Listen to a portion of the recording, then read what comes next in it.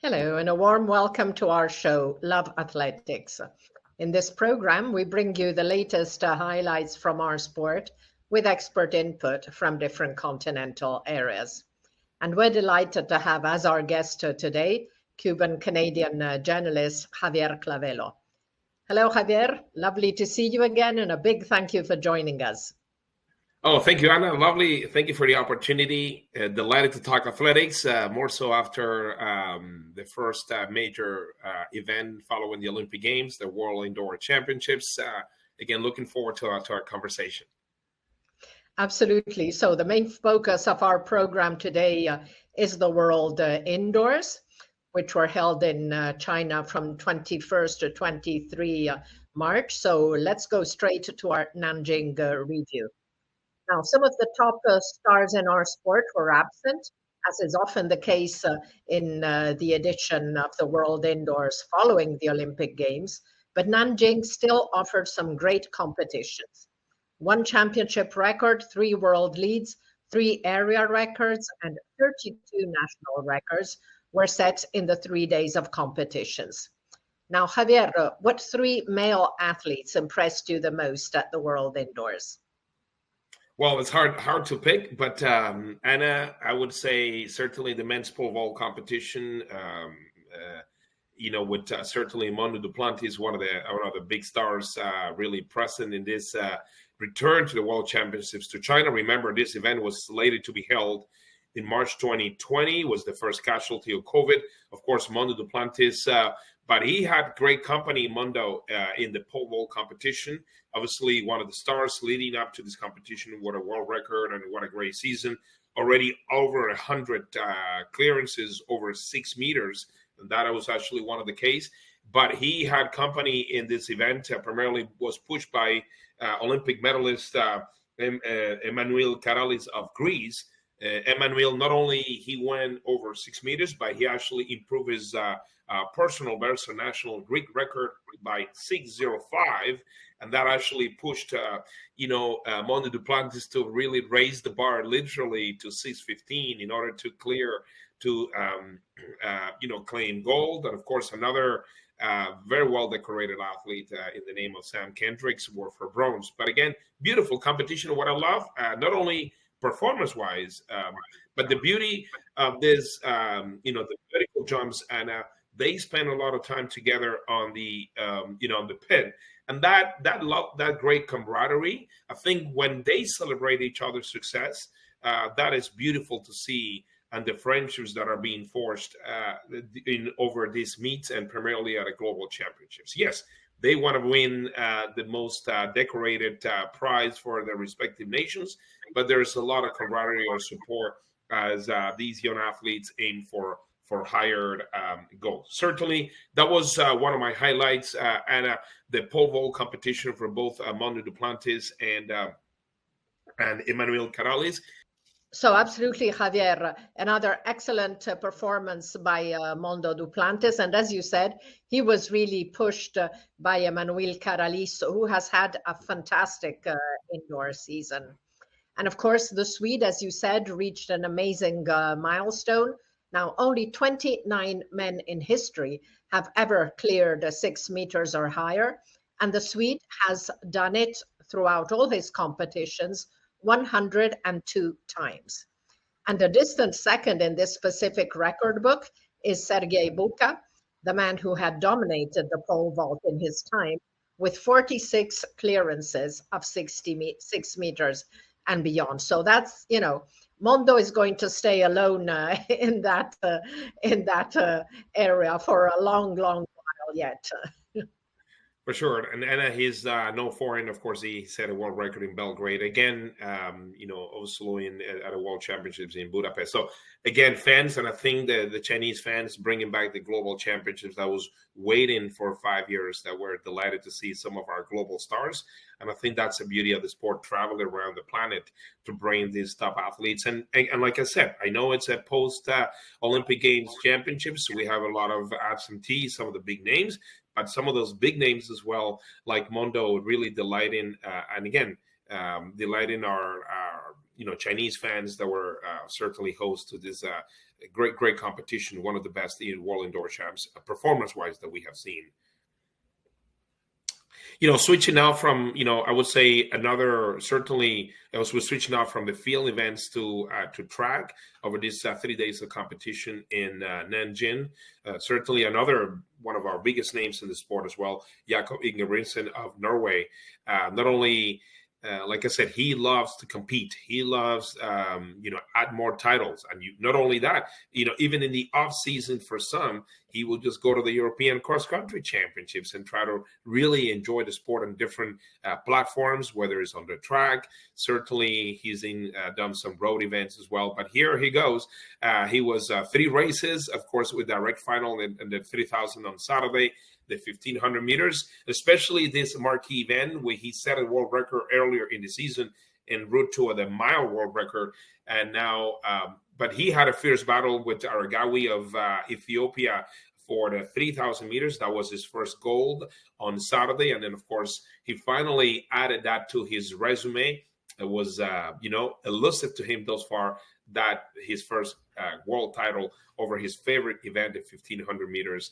And like I said, that brings me back memories, Anna, of another great Haile Gebreselassie who achieved that feat back in Maebashi, Japan in 1999. And of course, over 3 days of competition, 3 races, that's quite a task, especially across the board. Any event is so tough to really compete. But again, and I was really watching Ingebrigtsen, how smart he was navigating the 15 laps in the 3,000 to be in a position so he can launch his attack and stay out of trouble, as we know with his very congested finals.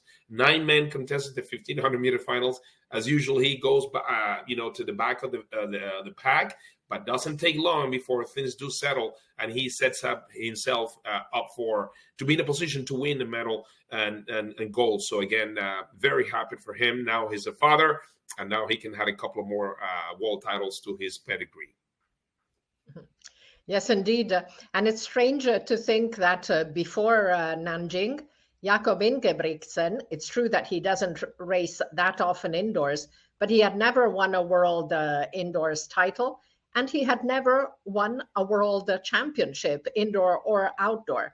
So in Nanjing, he set both records straight, taking both crowns. And as you mentioned, only the second man in history after legendary Haile Gebreselassie to achieve the distance double. However, there are 4 women who have captured 2 golds in the same editions of the World Indoors, 2 of them with the same 1,500, 3,000 meter double, Gabriela Szabo in 1999, same year as Haile, and Genzebe Dibaba in 2018. Then we also had Heike Drexler in the first edition, 1987, with 200 and long jump, and Tatiana Lebedeva, of course, in Budapest. She won both the long and the triple jump. She was just unreal.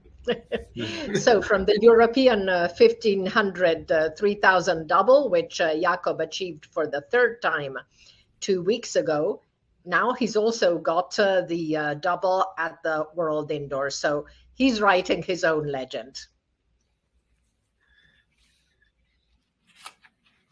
Now, let me add one more male athlete, and that's triple jumper Andy Diaz. So he won with, so he's another one of the European indoor champions. He'd also won 2 weeks ago, and he took gold in Nanjing with 17 meters 80. That's a world lead. It's also an Italian record, improving the 17:73 of his coach Fabrizio Donato, who was an Olympic bronze medalist in 2012. Now, it's interesting, Diaz had contacted Donato on Instagram when he came to Italy after the Tokyo Olympics, and he even stayed at his coach's place for some time. So the mark moves Andy Diaz to number 5 in the all-time indoor list. And the best thing is that he did this with just one valid jump. So the first, he shot out to 17 meters 80. And then he also had 2 fouls and 3 attempts, which he skipped because, as he explained, it was taking a long time between jumps. He was getting cold. He was not, so he skipped. But it was really, really impressive. And there's another performance we need to mention among the men, and that's from Grant Holloway, who took the 60-meter hurdles in 7.42. Now, the mark is technically not as good as the above, but it is very special because it means Holloway further prolongs his win streak in indoor hurdles, extending it to 78 races. Now, 91 if you also count the 50-meter hurdles over 11 years. So that's totally crazy. His third world indoor title to add to his 3 outdoor ones. So the man is simply amazing. Now, Javier, what female athletes impressed you the most at the World Indoors? Again, Anna, very hard to pick 3 days, so 3 athletes. So certainly my initial thought based on her obviously destroying the field in the 1500 meters, Gudaf Tsegay, obviously another one of our great athletes who made her presence count, and a bit of redemption, I have to say it, after going without a medal at the Paris Olympic Games. So certainly she contested 3 races there. She went empty-handed, but of course, she really destroyed the field. At one point, she was on course to break her own world record of 3:53 and change in the 1500 meters, and again destroyed the championship record massively with a 3:54.86. And again, very glad to see her getting that confidence back. And as she has mentioned, indoors, I mean, as she said to reporters, outdoors, I can move anywhere between 1500 meters and 10,000, which she's held world records across those distances. But certainly indoors, she loves the 7.5 laps. Now impressive with that World Championships. And again, inspiring young Ethiopians. That was obviously first and second for her country. But just to see that she's back and she's really fast, that she remains a fierce competitor, and I would love to see her. I can't wait to see her, in the outdoor circuit, what she can do in whatever distance that she decides to compete. So again, very, very delighted for Tsegay. Another great that she has another pedigree in the history of the World Indoor Champs. Yes, absolutely. Another stunning performance by Gudaf. And as you said, she clearly had a point to make after coming back empty-handed from Paris, where she had been entered in 3 races. So yes, she definitely had a fantastic race. She was on her own most of the time, finishing 4.5 seconds ahead of compatriot Diribe Velteji. And yes, a championship record and the 4th best mark in the all-time list, and she has all 4 of those. So very, very good performance by Gudaf. Well, I was going to say another name that brings to mind is obviously the 60-meter hurdles. We've had what a fierce competition between current world record holder and world defending champion Devin Charlton of the Bahamas and Ditaji Kambuji of Switzerland, coming off a great season, going very, very close, Anna, to the world record, 7:67. Now it's a new European record. So obviously, that was the icing of the cake for the last day of competition for these 2 great athletes. And not only that, actually, I'm trying to appeal to my memory. Between first and sixth, it was only, 400ths of a second. Imagine. Yeah. 7:76 by Nadine Visser would have been enough to win maybe over 10 world titles in the past, but it was not the case. But I was delighted for Devin Charlton for sure to regain her world title. Obviously, I come from Nakaga region, so very delighted for her. And Laura Charlton, her mom, was there. and her sister also competed, in this World Championships as well. But again, very delighted to see the Tajik Ambuji also win her first global medal in the 60-meter hurdle. She'll be a big force to be reckoned with come the outdoor season. And of course, that was a delight to her family as her sister claiming a second world indoor title over 60 meters, but no barriers. And again, a delight as usual, as you mentioned. Yes, Grant Holloway with his dominance over the 60-meter hurdles. But again, when it comes to the women's sprint hurdles, that is so hard to pick. And I'm glad that Devin Charlton came back victorious when it mattered most in Nanjing. Thank you, Javier. Now, I know that there's a gold medal you're especially pleased with. Oh, absolutely. And, again, another redemption from the wet circle of Paris for Sarah Mitten. And, Sarah, who I first met when she was throwing 16 meters as a second best Canadian athlete back in the mid 2015, 2017 era. And look at that, Sarah Mitten leading the competition. All three medalists over 20 meters. Sarah already a 20.68 meter thrower, and in 20.48 on her last round, just to make sure, confirm, she already had the gold secure coming into her last effort. But I said, here I am, and that was obviously Canada's gold medal in Nanjing. Such a delight, such a delight. So, great personality for Sarah, and like I said, a great confidence booster. She ended the season on a good note of the Diamond League as well. But again, another world title for her, renewing what she won 2 years back in Glasgow. So very happy for Sarah, my fellow Canadian. And of course, I can't wait to see her again at Nationals here at home in Ottawa. Absolutely, Javier. Great result for Mitten.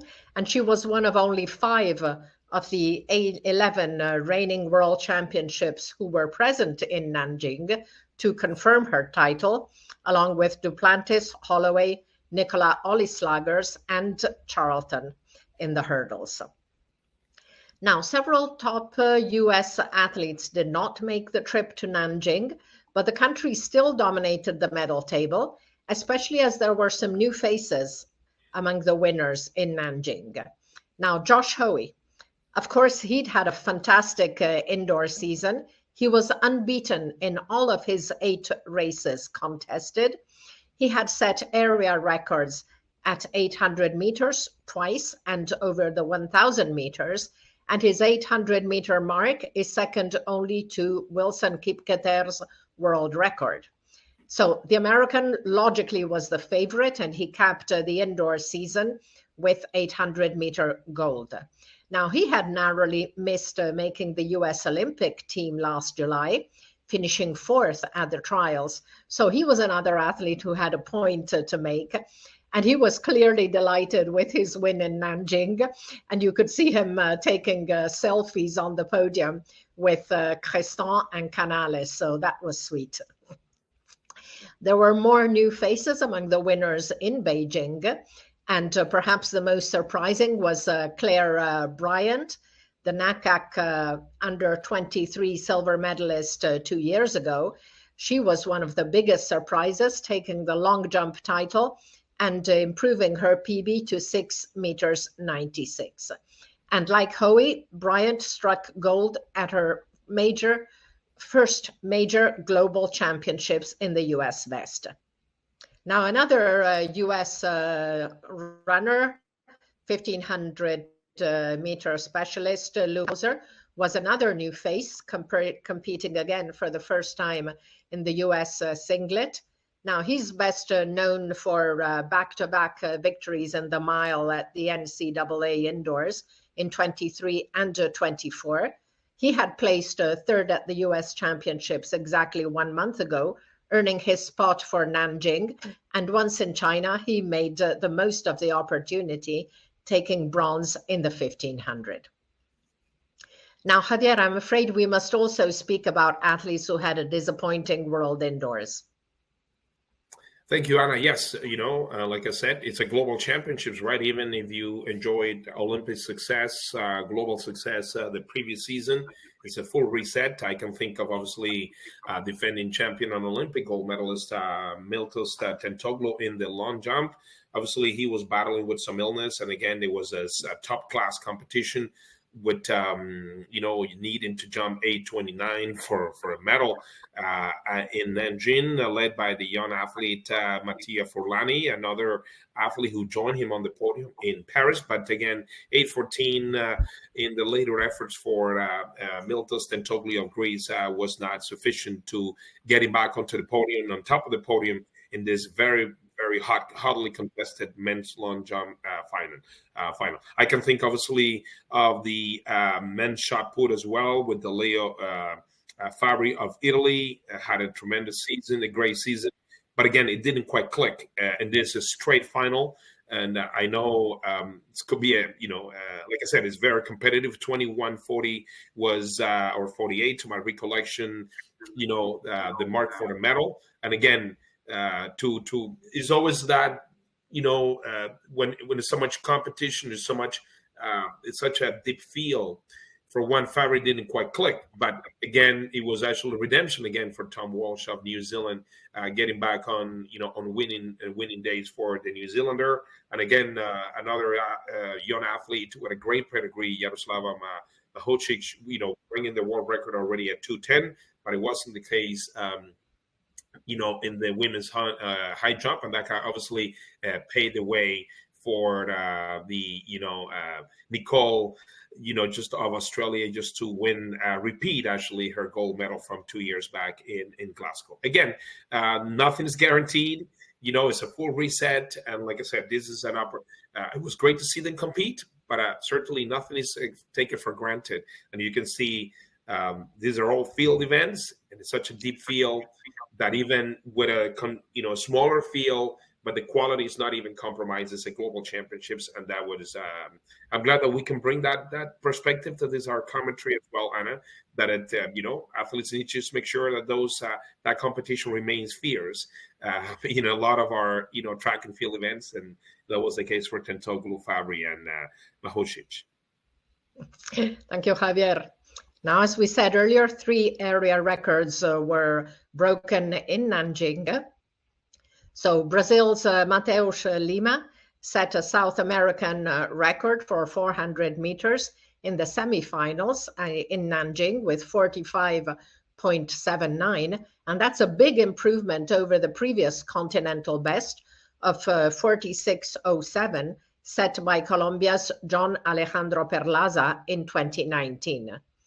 And what makes the result even more impressive is that it was Lima's first time completing an indoors race after a minor injury had caused him to pull up in his debut at the South American Indoor Championships in Cochabamba in February, leaving him with a DNF.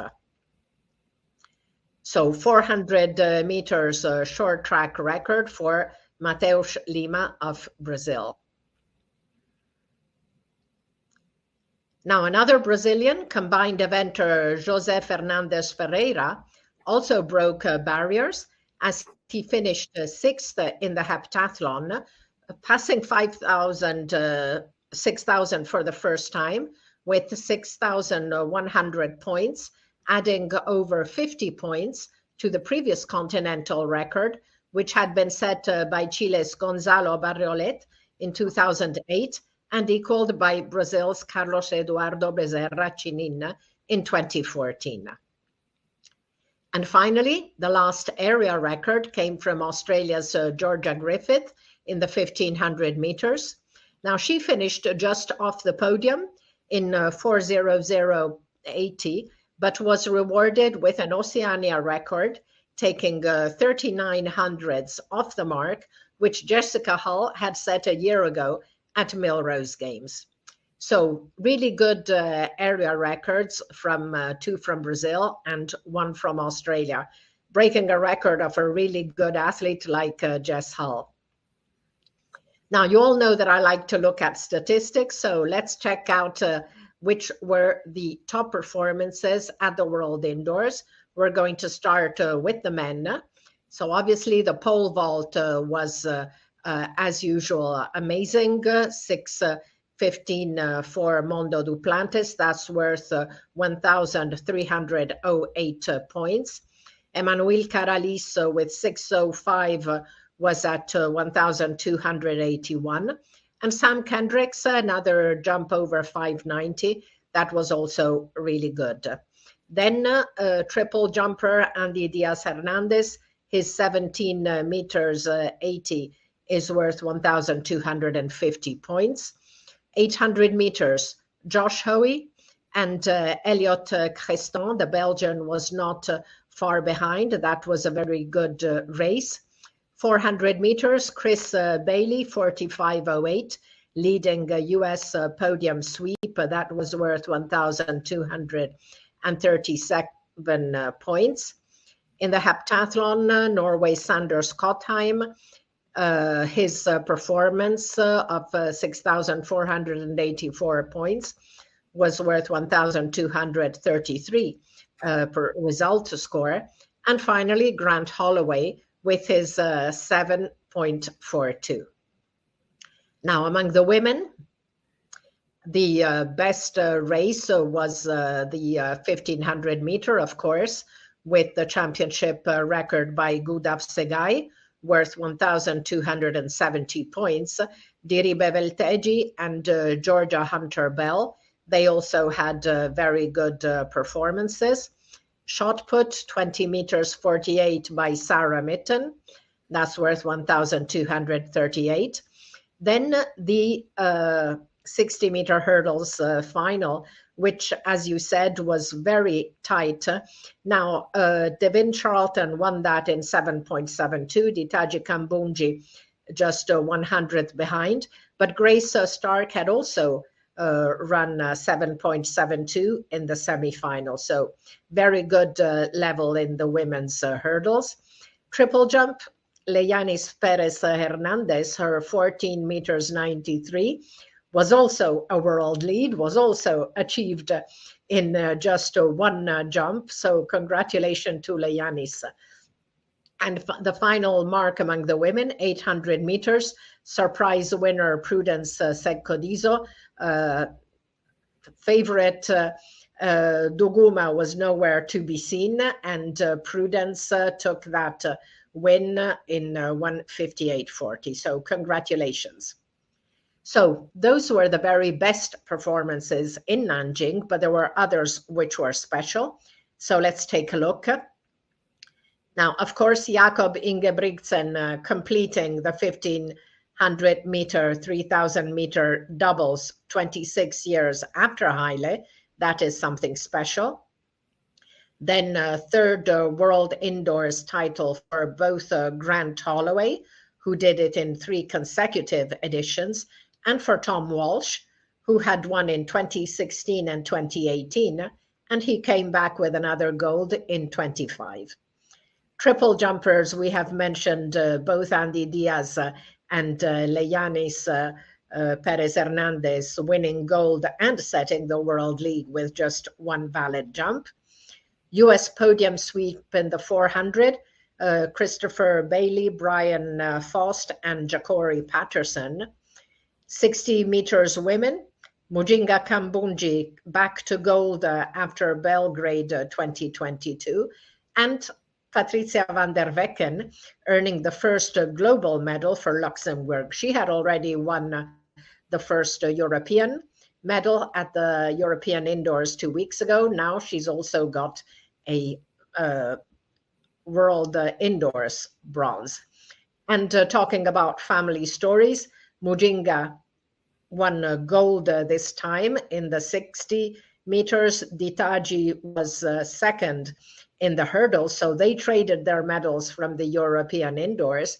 But also Patricia Silva took 800 meters bronze 24 years after her father, Rui Silva, had taken the 1,500 meter title in Lisbon. And she is coached by her mother, Susana Cabral. So that was really great. Now, Javier, do you have any other special moments? Well, I mean, going to, switching to the family story too. Although again, there was only one member of that family. She's the daughter of obviously two greats, Jimena Restrepo and Vail of Chile, Jimena of Colombia, Olympic medalist, Martina Vail. She was very close to the South American indoor short track record over 400 meters. She finished fourth. Again, very encouraging to see the Pan American Games global medalist. Again, she's currently based out of Belgium, so she's getting exposed to indoor racing. And of course, it's great to see some of our upcoming athletes really test, world championship finals. Again, so that's one of my highlights. Again, not necessarily out for the record books, but certainly one alongside the family story of two of her parents. But again, featuring very, very highly in the 400 meters, a very competitive race. And very happy for Martina. I think that bodes well what she can accomplish outdoors. And but globally, for me, is how the Chinese embrace the competition, the fans, even how up and coming Chinese athletes as well. They feature fairly well across many events, not only field but also the hurdles. The 60 meter hurdles. I don't have the names on top of mind. But like I said, for athletics to continue to be a global sport, China is a huge player. And of course, we've grown used to especially seeing China primarily in female field events, some men's triple and long jump. But it's nice to see also a variety of different athletes performing very well for the host nation. And we won't take long before we talk about China again as a host of the World Relays in May. But again, glad to see that Asian giant again doing very well in our favorite sport. Thank you, Javier. So finally, let's take a look at the medal table. A total of 516 athletes, 274 men and 242 women competed in Nanjing, representing 117 countries across all continents. And here is how the medals were distributed. So 5 countries, United States, of course, leading the medal table with 6 gold, 4 silver, and 6 bronze for a total of 16 medals. So they had a very good championships with a team including many athletes who wore the US vest for the first time. Second is Norway, and Norway confirmed their €3 indoor golds, the double by Jakob Ingebrigtsen. Then Sander Skotheim ruled again in the heptathlon, and Henriette Weger, she was already silver medalist in Apeldoorn, and in Nanjing she took bronze over 400 meters. Then we have Ethiopia with 3 countries with 2 golds: Ethiopia, Great Britain, and Italy. Ethiopia has a total of 5 medals, Britain 4, and Italy 3. And then number 6 is Australia, 1 gold, but 7 medals in total, because they also had 2 silvers and 4 bronzes. So that's the most medals after the US. And what's especially interesting is that these medals came in a wide range of events. So in the women's high jump, Nicola Ollislagers and Eleanor Patterson, they went 1-2. And it was the very first competition for Ollislagers. She hadn't competed since September, so that I think makes her gold even more impressive. Then Lachlan Kennedy, young sprinter, took silver over the 60 meters. Again, that was his first ever indoor competition because, of course, they don't really need to run indoors in Australia. And then the country had 4 bronzes, Hull and Robinson, Kai Robinson over the 3,000 meters, Liam Adcock in the long jump, and the 4x400 women. So really interesting. Switzerland, 1 gold, but 4 medals overall. Cuba, 1 gold and 1 silver in the women's triple jump. France also 1 gold, 1 silver, like New Zealand. And then 11th is South Africa with 1 gold and 1 bronze. But for me, that's special because Sekgodiso won gold in the 800. It was the first medal for South African women. And, upsetting reigning champion and Olympic silver medalist Tsegay Duguma. And I must admit, I have a soft spot for Akani, but Akani Simbine finally won his first individual global medal. He took bronze in the 60 meters, and it was his first World Indoor Championship. So, Akani, you should have done this before. Absolutely. No, I was really happy to see that. So that concludes our Nanjing review. Now, a week before the World Indoors, the best U.S. college athletes had faced off at the NCAA Indoors, which were held on 14 and 15 March in Virginia Beach. Now, top performances, as expected, came in the long sprints, 200 and 400.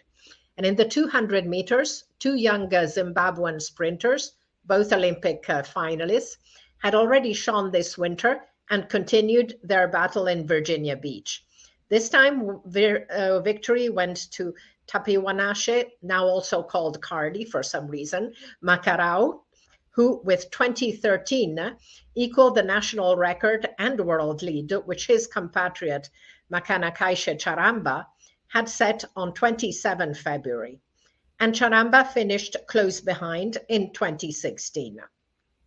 So that was another really great battle by these two Zimbabwean athletes.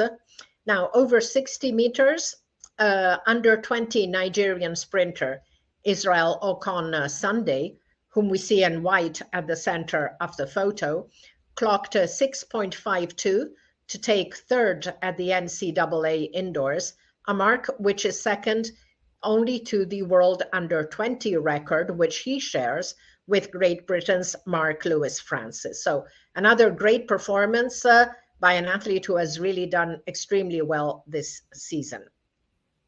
There were also a very good performance in the women's 200 meters, also by an athlete who had already performed very well during the season, Indya Mayberry, who triumphed in 22.30. But the best women's result came in the 400 meters, where Isabella Whittaker clocked a sizzling 49.24, not far from the 49.17 world record, which Femke Bol had set to win the World Indoors last year, and equaling the second best mark also held by the Dutch woman.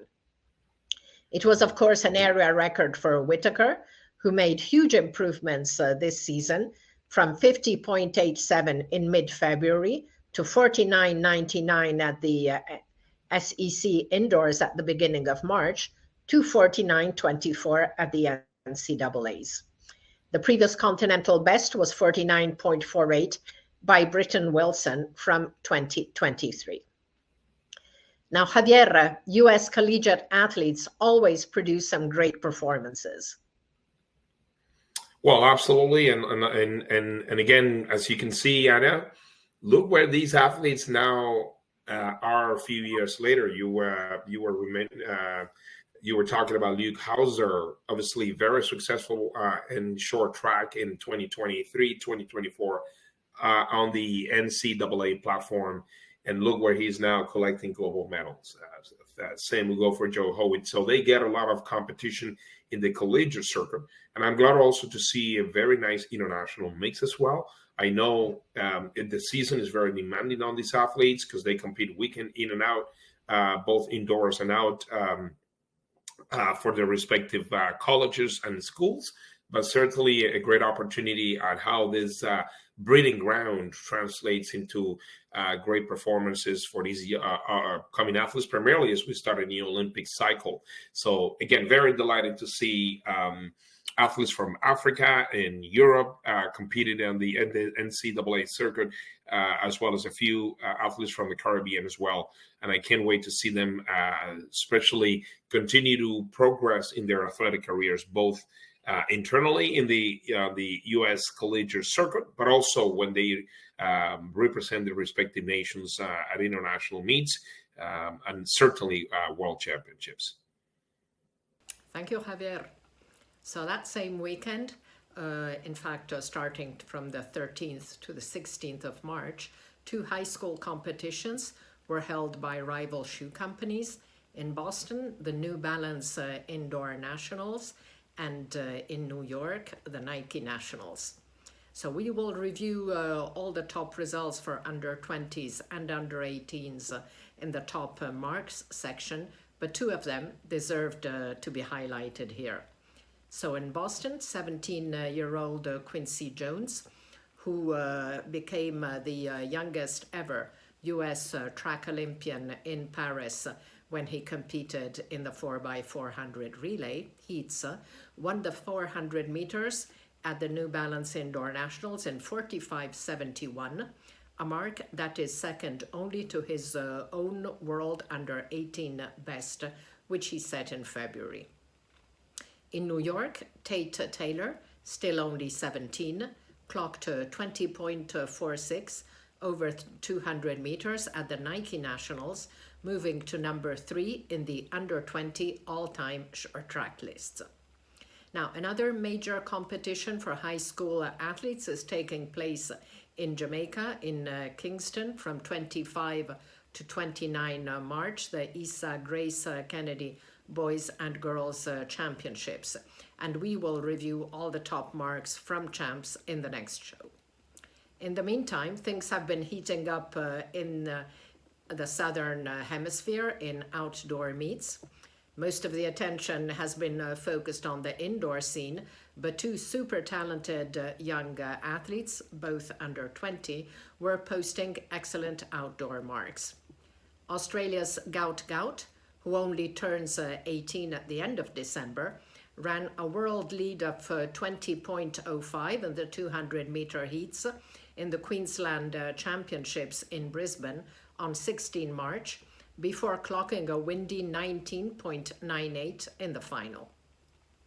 Over 11,000 kilometers away across the Indian Ocean, South Africa's double 100-200 meter under 20 world champion Bayanda Walaza responded in kind, first clocking a world lead over 100 meters in 9.99 on 15th of March in Pretoria, before improving to 20.08 over the double distance 4 days later in Johannesburg. So we will review all the best under 20 and under 18 marks of the fortnight in the top marks section, but these 2 young men deserved special attention. Let's move now to road races. On 12th March, the Lille International 5-kilometer road race was held in the northern city in France with excellent results. The men's race saw a very tight finish. France's Jimmy Gressier and Uruguay's Santiago Catrofe were both accredited with the same time, 12 minutes 57, and both improved their continental records and moved to equal number 5 in the all-time lists. Another Frenchman, Jan Schrub, was just 3 seconds behind, also well under the previous European record of 30 minutes 12, which had been shared by Gressier and Switzerland former athlete refugee Dominic Loquignon-Molobalo, who both clocked the mark in 2023. Gressier had registered great track performances in the US indoor circuit in the 2 races where Grant Fisher had set world records. On 8 February at Melrose Games, he had placed 3rd over 3,000 meters in 7:30.18, while 6 days later in Boston, he was second to the American in a 12:54.92 area record.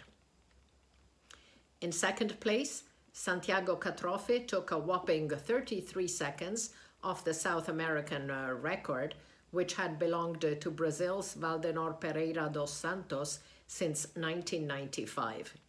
The Uruguayan had, however, been getting closer, with 3 performances that were just between 9 and 10 seconds off that mark, and which were at the time number 2, 3, and 4 on the continent. In Lille, Catrofe moved to the top of the pack and set his second South American record this year after the one over the double distance, the 10K in Valencia, with 27:16 on 12 January. The women's race also saw a very good performance. 3 Ethiopians trusted the podium, with Hirut Meshesha, the 2022 World Indoor Championship 1500 meter bronze medalist, winning in 14 minutes 30 over Hawi Abera 14:32 and Likina Amebav 14:38. Meshesha and Abera move respectively to equal number 9 and equal number 11 in the all-time list. So let's move now to another aspect of road races, race walks. On 16 March in Nomi, Japan, the Asian Race Walking Championships were held and also included numerous competitors from countries outside Asia. Australia's 22-year-old Olivia Sanderi won the 35-kilometer race in 2 hours 42:40, an Oceania record, well ahead of Colombia's Lorena Arenas, who with 2:44:17 set a national record. And 6 days later in Dudince in Slovak Republic, part of the World Race Walking Tour, Canada's Evan Dunfee ran alone from gun to tape to win the 35K in 2 hours 21:40, a huge improvement over his previous PB of 2:25:02. Dunfee's mark was 7 seconds faster than the official world record, which had been set by Japan's Masatora Kawano last October. There is a better performance by Russia's Vladimir Kanaykin in 2006, 2:21:31, but this mark was never ratified as a world record. And Germany's Christopher Linke also made a big improvement, taking 55 seconds off his previous PB to place a second in 2:24:40, with Mexico's José Luis Doctor hot on his heels, closing just 1 second behind. Ecuador's Paula Torres took the slower women's 35K in 2:44:26, improving her PB by over 7 seconds to finish 49 seconds ahead of 2-time world champion Kimberly Garcia of Peru. The 20-kilometer races saw victory among the women in a hard-fought battle for Ukraine's Ludmila Olyanovska over Italy's 2019 World 50K bronze medalist Eleonora Giorgi, closing respectively in 1:28:20 to 1:28:32. The men's 20K went to Colombia's Mateo Romero in a PB of 1 hour 20:17, 40 seconds ahead of the field. And I really love how athletes from so many different continental areas excel in race walking. Europe, South America, and Asia are major powerhouses, but NACAC has seen excellent results by Mexican athletes and by Canadians. Australia has a strong tradition, and Africa has seen athletes finish in the top 5 at the World Championships. So it is really an event which sees a huge universality. It's time now to go back to the global overview of our sport and check all the best results since our last show, starting with senior men's events. And we will continue to add in brackets performances which are regular, which are listed on the respected website Tilastopaya, but do not appear yet on the World Athletics list. So among the men, 60 meters hasn't been terribly fast this year, but there was a good mark at the NCAAs on 14 March, 6.46 by J.C. Stevenson in the heats, and 6.47 by Jordan Anthony, who was second again in heat 2. 200 meters, we have already mentioned Tapiwanaisha Makarawu and Makanakaisha Charamba. So very good results for the two athletes from Zimbabwe. 400 meters, we've mentioned Chris Bailey, 45.08, leading the podium sweep by the US in Nanjing. 800 meters, not surprisingly, in Nanjing, it was two athletes who have been very strong this season. Josh Hoey taking the title in 1:44.77, and Belgium's Elliot Christon, silver in 1:44.81. 60 meters hurdles, we mentioned the 7.42 by Grant Holloway. Poland's Jakub Szymanski, who had a fantastic season, was a little below par in Nanjing.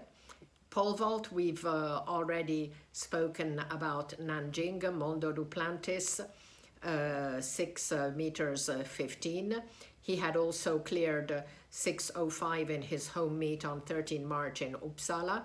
6:05 was also cleared by Manolo Karalis in Nanjing.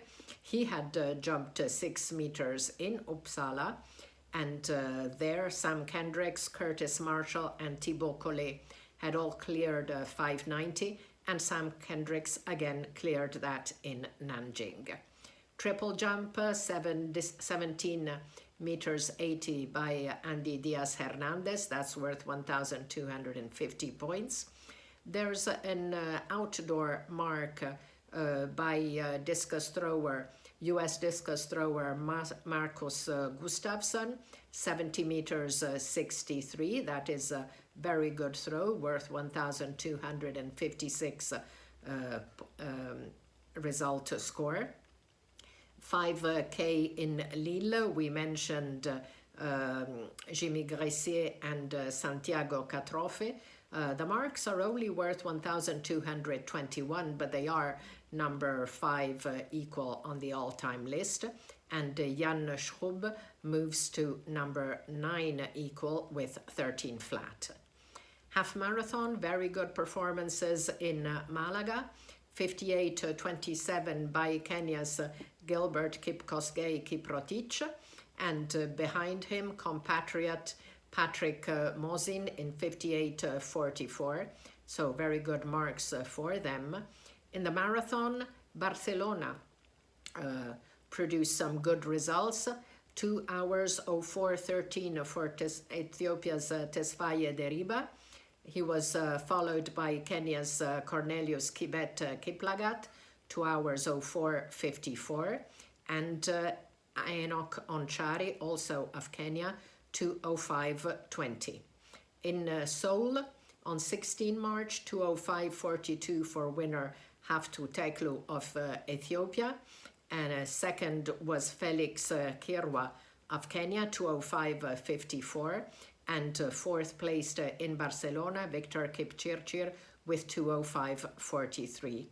And third in Seoul, 2:05:50, Bernard Kirop Koech. 35 kilometers race walk, Evan Dunfee's world record is worth 1,255 points, which is a lot in race walks. Christopher Linke, 1,224, José Luis Doctor, 1,223, and also Andres Eduardo Olivas Nunes of Mexico, who placed fourth with 2:25:08. It was then number 15 in the all-time list. Heptathlon, Sander Skotheim twice already set the European record, and in Nanjing it wasn't a world record, area record performance, but still excellent, 6,484 points, which bring him a result score of 1,233. And Johannes Erm, who finished in silver medal position, his performance of 6,437 points moves him to number 10 in the all-time short track list. Then there was a very good outdoor performance by the Australian sprinters in the 4x400 meters.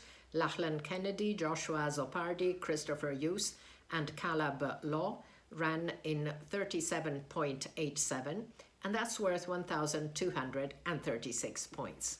Top performance of 2027 remains, of course, Mondo Duplantis' world record in Clermont-Ferrand, which is worth 1,342 points.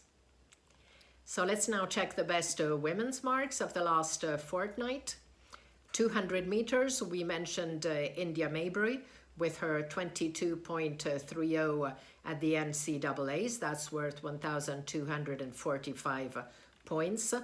Jaden Mace in a different final ran in 22.45, and she had also clocked 22.50 in the heats.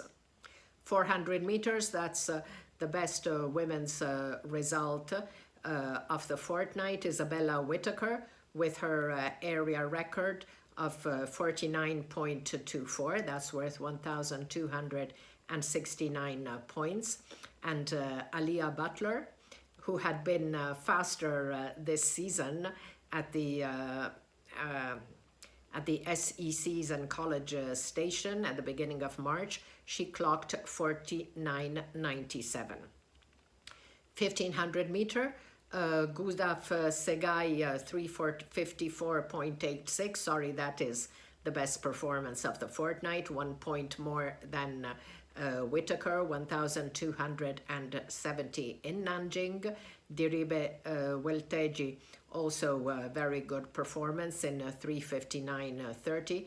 And Georgia Hunter Bell, 359.84 is just 1 point below our cutoff, so I included her. We've already mentioned in the shot put Sarah Mitten with her 20 meters 48, worth 1,238 points. In the 5K in Lille, now the results are a little below our cutoff, but Hirut Meshesha and Howie Abera, as we said, moved to number 9 equal and number 11 equal respectively in the all-time list.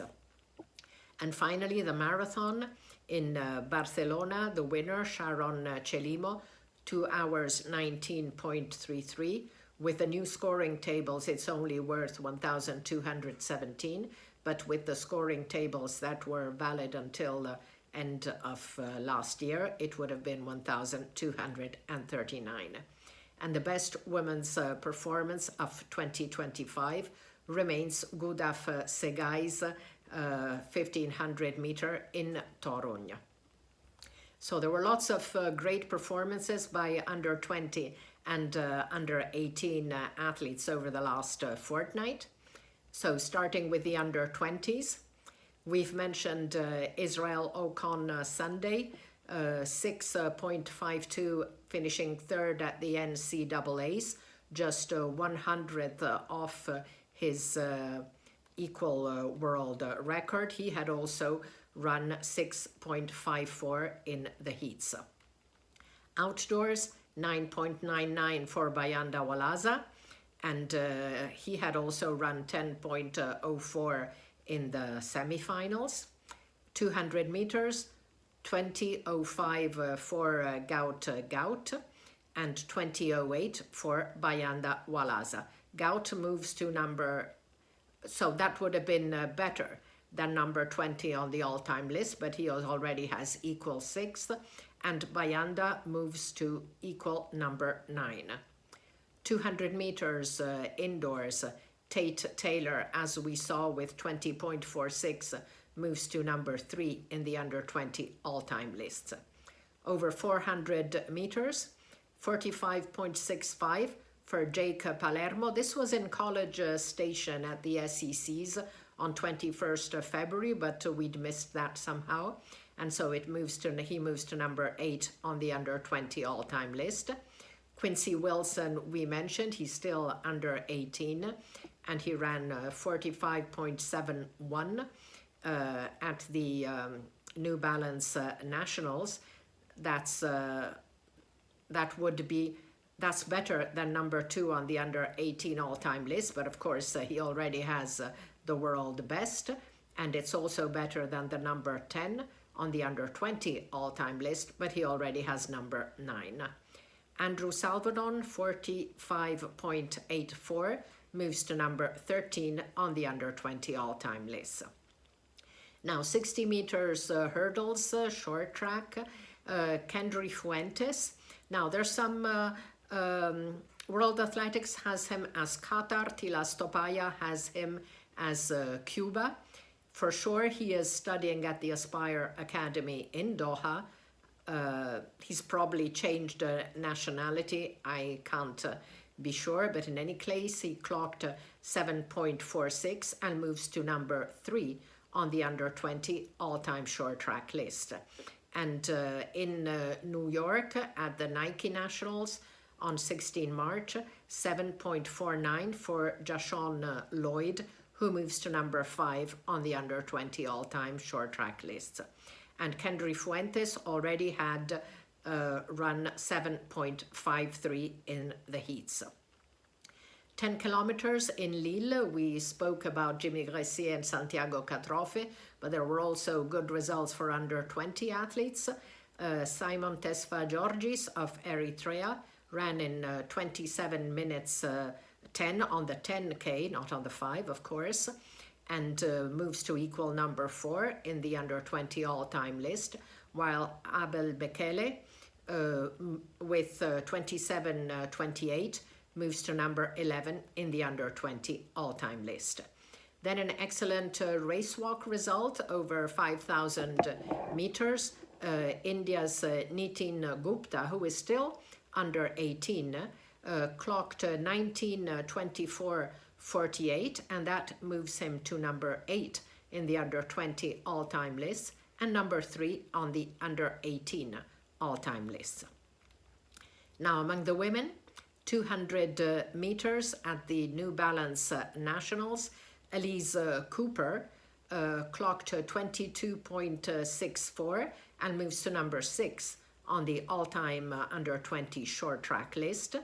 And behind her, Dana Wilson, 22.81, moves to number 11.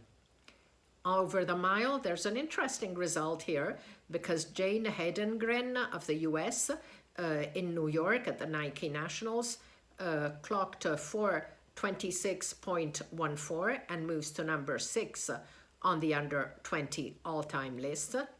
3,000 meters in Nanjing, Birke Hailom, who of course had set the world record for her age group in Liévin in February.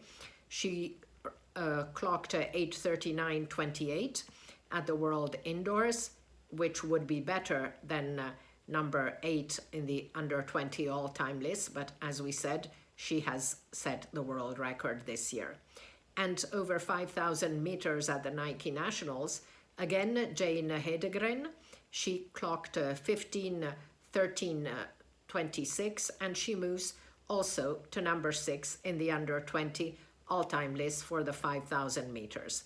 Behind her, Riley Blade, 15 minutes 16.72, moves to number 7. Among the under 18s, over 60 meters, Canada's Wyatt Lee in 6.71 moves to equal number 16 on the under 18 all-time list. 100 meters outdoor result from South Africa, 10.21 for Mukona Manavela, and that moves him to number 12 in the under 18 all-time list. We have already mentioned for the 400 meters Quincy Wilson, so his 4.571, as we said, is better than that's the second best ever mark in the under 18 all-time list, and it's better than number 10 on the under 20 list, but he has better performances this year. And Quincy Wilson had already clocked 46.55 in the heats. There's a result by Cameron Homer, 46.66, also in Boston at the New Balance Nationals, which would move him to number 11 on the under 18 all-time list. Kendrick Jones Jr., 46.77 in New York, and Seven Garcia, 47.29 in Boston. 800 meters, we had already spoken some weeks ago about Cooper Lutkenhaus, who had set the world under 18 best, and in New York at the Nike Nationals, he ran 1:47.83, which is the second best ever mark on the under 18 all-time list, but he already has the world best. And 1:49.96 for Joshua Mungin. That moves him of Great Britain. That moves him to number 4 in the under 18 all-time list. 110 hurdles. South Africans are, really heating up their season. Very good marks there. Fenyo Mien, 13:06. That's, of course, the 91.4 centimeter hurdles. He moves to number 5 on the under 18 all-time list. Venter van Zyl, 13.19, moves to number 11 equal. And 2 weeks earlier, Fenyo Mien had already run 13:21, which was then number 13 on the all-time list. And we have already mentioned, when speaking about the under 20s, Indian race walker Nitin Gupta and his 5,000 meters mark. Among the under 18 women, we had spoken a lot about Trinidad and Tobago's Lisa Ray, who had set excellent times. She had set a world under 18 best over the 60 meters.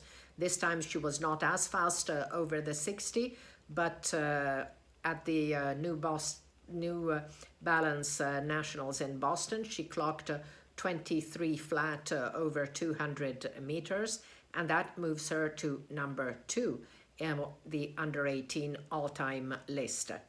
In the heats, she had already clocked 23:22, and in a separate final, Daisy Reed of the US clocked 23:30 and moves to number 10 in the under 18 all-time list.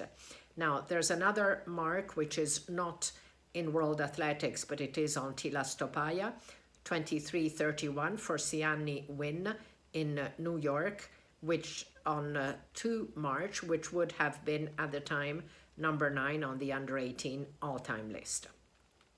400 meters, we had spoken a lot about Nigerian athlete Choma Nyawachukwu. She had the 4 best marks this season, but at the Nike Nationals, 2 very good marks, 52.96 by Brooke Lloyd and 53.29 by Olivia Harris, and they move respectively to equal number 8 and to number 16 on the under 18 all-time list. 800 meters.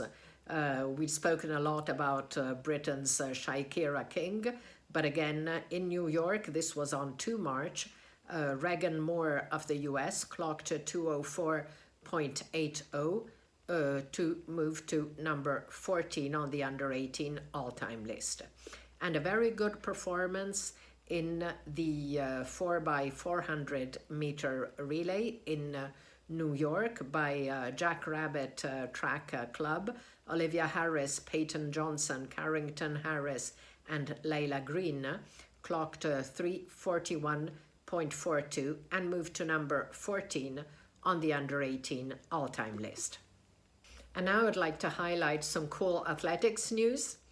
The Eugene Diamond League meeting, the Prefontaine Classic, will celebrate its 50th edition this year, and they have dedicated the women's 800-meter race for 2025 and beyond to one of the all-time greats of the distance, Mozambique's Maria Mutola, Olympic champion, triple world champion, and the winner of 7 world indoor titles between 1993 and 2006.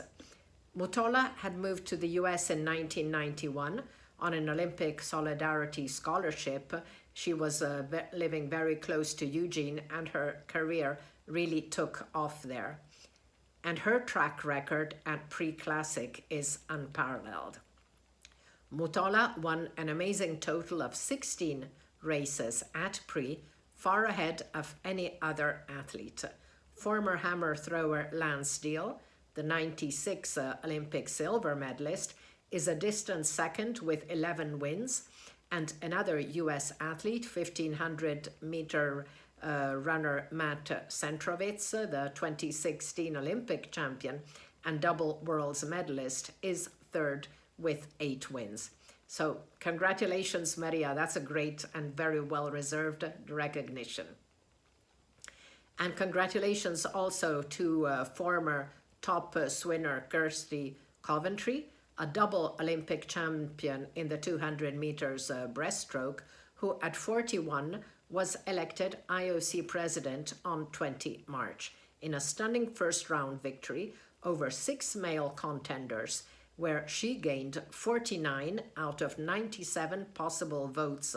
So already in the first round against 6 contenders, she was elected. 28 votes went to IOC Vice President Juan Antonio Savaranche Jr., and 8 votes went to World Athletics President Sebastian Coe. Coventry will take office on 24 June, becoming the first woman and first African to head the IOC. So we asked journalist Celestine Caronnet for a comment on this historic election. When Thomas Bach revealed Kirsty Coventry as the next president of the IOC, I don't think it quite sank in at first. And then suddenly my phone was blowing up. WhatsApp messages from across different African sports groups. Everyone on the continent was celebrating the IOC's first female president in its 131-year history. Now, Kirsty is the most decorated Olympian from Africa. She has 7 Olympic medals for Zimbabwe. And I guess some would say it was fitting that she makes history as the first IOC president from the continent. It must be said, though, that the manner of her win, a landslide victory in the first round, has drawn some questions, especially since her campaign was seen as being low-key. There were 7 contestants in all, including Juan Antonio Samaran Jr., who was seen as a frontrunner. His father was president of the IOC between 1980 and 2001. World Athletics President Sebastian Coe was also in the running. Critics around Kirsty's win claim that her mentor and outgoing IOC President Thomas Bach played a crucial role in her victory because she was seen as his choice.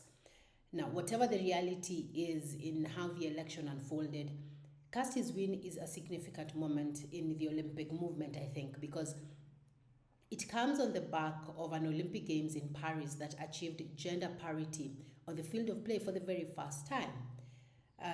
Look, 2 years before Kirsty was born, that was in 1981, there was no female member in the IOC. Now she has become not just the second woman to vie, but the first to sit in sport's most powerful position. And some hope that her win will now set the tone for gender reevaluation in many sports federations. She'll have about 3 months of transition period, which will give her time for the family to move to Switzerland, where she'll now be based, and her term will officially begin on the 24th of June. Thank you, Celestine. Javier, would you like to add your thoughts on the election of Kirsty Coventry? Yes, well, my thoughts on Kirsty Coventry's election as a new International Olympic Committee president. She's an athlete that I followed throughout her career and over her participation of 5 Olympic Games as a swimmer for Zimbabwe, shattering glass ceilings, becoming the first person from Africa, and the first woman to preside over this, the IOC. And one thing that I love in her acceptance speech, it is a concept that I love and I bring to my day-to-day work beyond athletics, is the concept, the African word Ubuntu. That means I am because you are, because we are, meaning that we cannot do this alone. She values a lot of the collective work that she can bring or she can foster in that organization, not only among IOC members, but certainly with the entire Olympic family. So very young person. She obviously a very accomplished athlete, and I'm pretty sure that she will certainly lead IOC to uncharted new territory and new successes, primarily bringing the athlete perspective into this, the leading Olympic organization. Thank you, Javier. Let's now look at upcoming events as we reach the end of our show. So tomorrow, Saturday, 29 March, the Maury Plant Meet World Continental Tour Gold in Melbourne. And on the same day, the 10 in San Juan Capistrano, which always produces great marks over the distance, over the 10,000 meters. On Sunday, 30th, Asian Marathon Championships in Jiaxing, China. And this is going to be interesting. 4 to 6 April, the first leg of Grand Slam track is taking place in Kingston. 5 April is also the Miramar Invitational Continental Tour Silver. A week later, 12 April, Botswana Continental Tour Gold event in Gaborone. And it's also Grande Premio Internacional Rio Maior in Portugal World Race Walking Tour. 12 and 13 April is also the European Road Running Championships in Brussels Leuven. 13 is also the Rotterdam Marathon. Then on Monday 21st, the Boston Marathon. 26 April, Diamond League meet, the first one of the series in Xiamen in China. It's also the Penn Relays in Philadelphia. And Sunday 27 April is the London Marathon. 2 to 4 May, second leg of the Grand Slam track in Miami. May 3 is also the Shanghai Kekiao Diamond League meeting. 4 of May, Korzeniowski Race Walking Cup in Poland. 11 May, third Diamond League meet of the year in Doha. 18 May, European Race Walking Team Championships in Podebrady in Czech Republic. 18 May is also the Golden Grand Prix Continental Tour Gold event in Tokyo and the Jilin City Marathon in China. 22 to 24 May moved from its traditional date in September, the Boris Hanzekovic Memorial in Zagreb, Continental Tour Gold. 24 May is also the European 10,000 meter Cup in Passy in France. 25 May, fourth Diamond League meet of the series in Rabat in Morocco, and the Lanzhou Marathon in China. So we're now at the end of our program. It was great having Javier with us on the show. On that note, I want to say thank you, Anna, again for this opportunity, and looking forward to talking to you very soon. And again, looking forward to an exciting season of athletics in 2025. See you next time. So a big thank you to Javier. Thank you all for watching, and see you in 2 weeks on Love Athletics to look together at the highlights, comments, and analysis of what's been happening in our sport over the past fortnight. And I'll be especially curious to see what happens at Grand Slam track inaugural meet in Kingston. Thank you, everyone. See you soon. Ciao.